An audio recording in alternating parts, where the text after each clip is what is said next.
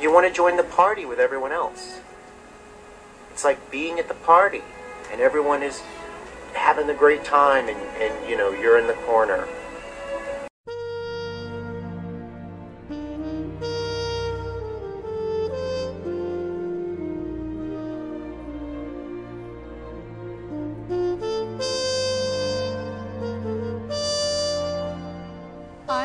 I may not live in California anymore. I don't. But I care about California greatly.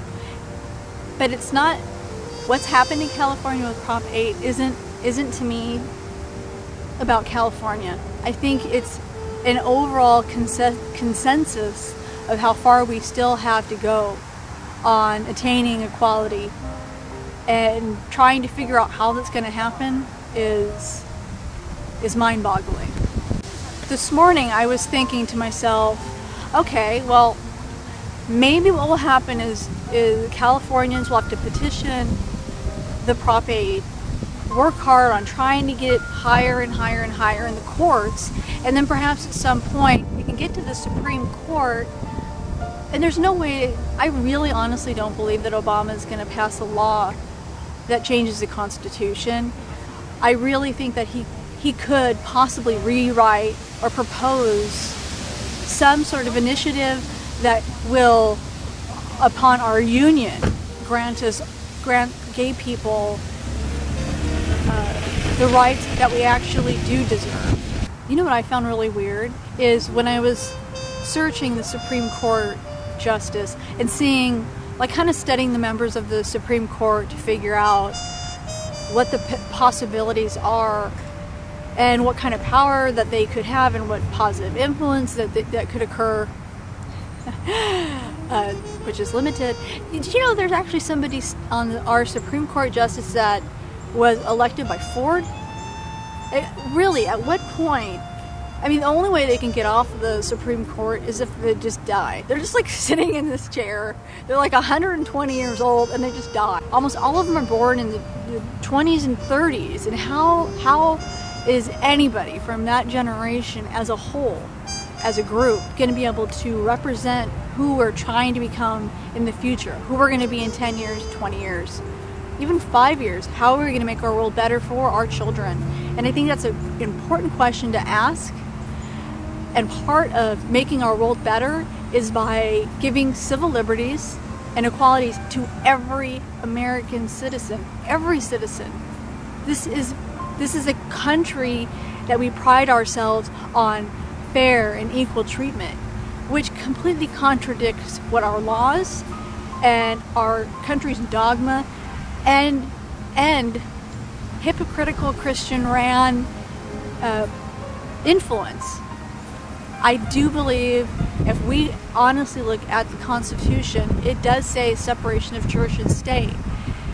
And I feel that often the Christian community uses their own personal agenda to dismantle the rights of gay people.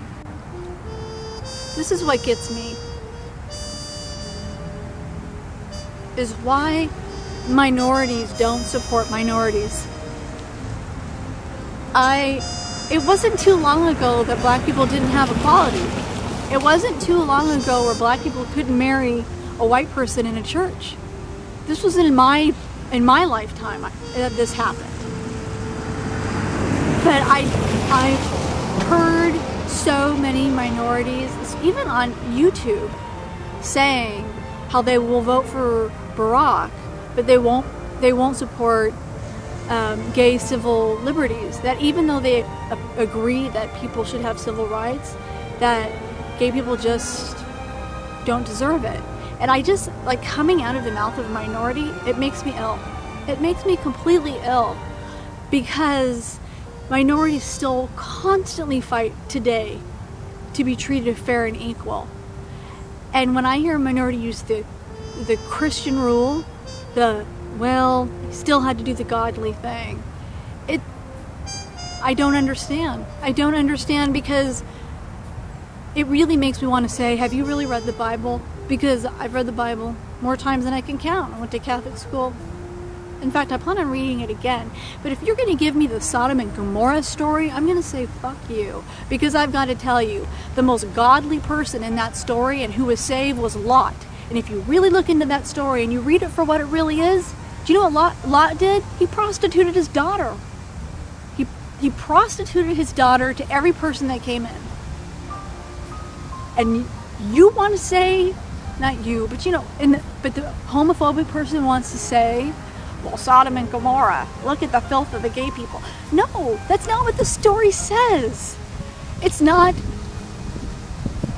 Okay, if you think that's okay, all right, let's just say you don't like gay people and you're not for gay rights.